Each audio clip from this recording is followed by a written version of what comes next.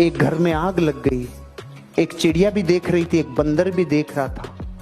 चिड़िया की आंखों से आंसू आ गए, लोग जल रहे, बच्चे जल रहे, घर में नुकसान हो रहा। चिड़िया से रहा नहीं गया, वो चोंच में पानी भरी और घर के ऊपर पटक के आती, चोंच में पानी लेती और आग के ऊपर पटक के आती, चोंच में पानी लेती, आग के ऊपर पटक के आती।